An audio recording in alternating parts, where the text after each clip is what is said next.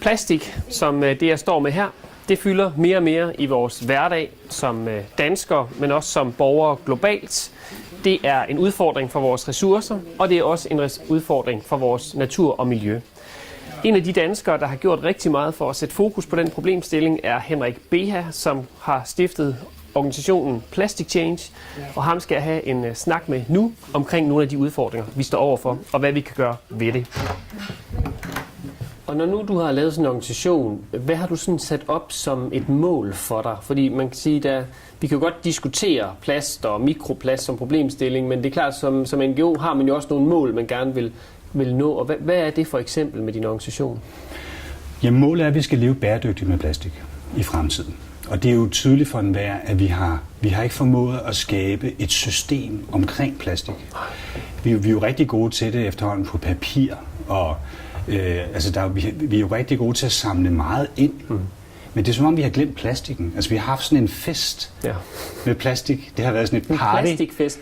Ja. Plastikparty. Ja, vi har haft et plastikparty, hvor der har været frit valg på alle hylder, og vi har haft de der billeder, de der husmoren, som bare kunne smide plastikken ud og så videre. Så vi har skabt en forkert kultur omkring et fantastisk materiale. Hvis nu du var regeringens særlige udsending på plastik, både i det forum, vi arbejder i EU, men også i det forum, vi arbejder i FN, hvad vil så sådan være dine sådan 3 vigtigste sådan strategiske indsatser, sådan helt konkret, man skulle arbejde efter i de 2 fora? Jamen altså på det politiske niveau, der gælder det om, at vi på regeringsniveau får regeringerne rundt omkring til at forstå, at vi bliver nødt til at prioritere økonomisk at få infrastruktur omkring al affaldet. Vi bliver simpelthen nødt til at have system. Altså i dag, de fattige mennesker rundt omkring i Afrika og Asien har ikke noget sted at gå hen. Nej. Og man kan ikke bede dem om at løse det, fordi de skal tjene mad til i morgen. I forhold til industrien, der savner jeg virkelig at se den tage et kvantespring i forhold til at tage ansvar og selv oprette fonde. Selv sige, jamen så lad os lægge en afgift på alt det plastik, vi producerer, så vi har nogle midler til, fordi det er jo industrien, der eksporterer de her produkter til de områder, hvor man ikke har nogen infrastruktur. Så de tjener rigtig godt på det her, og det kunne godt koste lidt. Det er vi jo vant til. Det koster også lidt at tjene lidt i Danmark. På det befolkningsmæssige niveau, der vil jeg arbejde for, at vi har noget, der hedder Plastic Change Agenter. Vi uddanner nu danskere, men vi vil rigtig gerne uddanne og arbejde sammen med borgere i hele verden omkring, hvordan de kan bidrage i deres hverdag. Så der vil jeg arbejde på at etablere et globalt netværk af de her agenter, som kunne undervise, kunne holde foredrag, kunne være det lokale sted for oplysning på den her problematik. Så det vil være på de 3 niveauer, vil det være de 3 indsatser. Ja.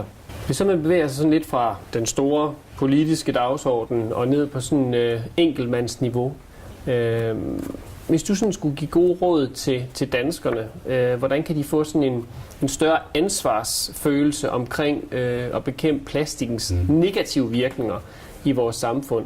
Hvad er sådan dine gode råd, hvis du skulle sådan give gode råd, også sådan, måske med dig selv som eksempel, i forhold til plastik og dens gavnlige eller skadelige virkninger? I forhold til en dansk hverdag, der er det jo vigtigt. Altså nu har jeg så en flaske med, som man kan drikke vand af. Og det er jo meget godt, altså vi drikker vand hele tiden, og vi bliver tilbudt plastikkopper rundt omkring og så videre.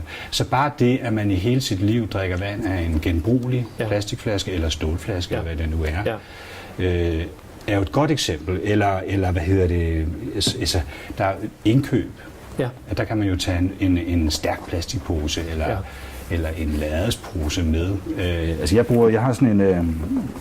Altså det kan man i sin taske, der kan du have sådan en pose, som du kan folde ud. Altså det er jo, mange tænker, jeg fik ikke lige posen med, jeg er på vej hjem fra arbejde, så har man sådan en løsning, hvor man lige kan have, nu har jeg givet den anden, jeg havde 2, men en af mine kollegaer, vi synes den var så sjov, så nu gav jeg den anden væk, så man skal jo normalt have 2, hvis man skal kunne have et ordentligt indkøb, ikke?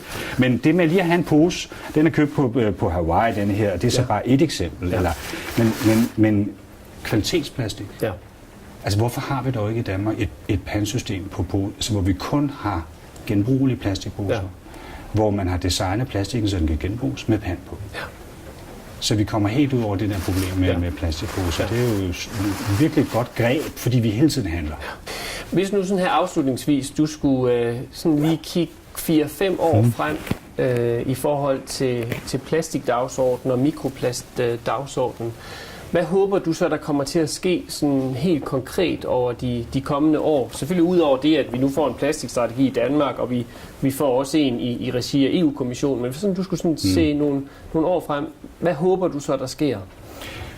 Hvis vi starter herhjemme, så synes jeg, at Danmark har flyttet så meget. Ja. Jeg synes, at blandt andet dit fokus på at få undersøgt, om der er mikroplastik i dansk drikkevand, er meget positivt.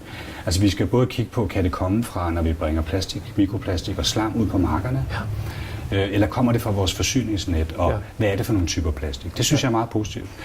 Det skal vi bare have i bund, og vi skal selvfølgelig kigge på effekterne af det her plastik. Den her kommende handlingsplan er også et rigtig godt initiativ på plastikområdet i Danmark, hvor jeg håber, vi ser, at Danmark vil gå længere end EU. Jeg har hørt nogle signaler om, at engangsplastik måske ikke kommer til at stå så stærkt i den kommende plastikstrategi for EU. Så håber jeg, at Danmark vælger at gå længere, fordi der er simpelthen god økonomi i det. Hvis vi kan lave de gode løsninger på samfundsmæssig plan omkring plastik, så kan vi sælge dem til udlandet. Ja.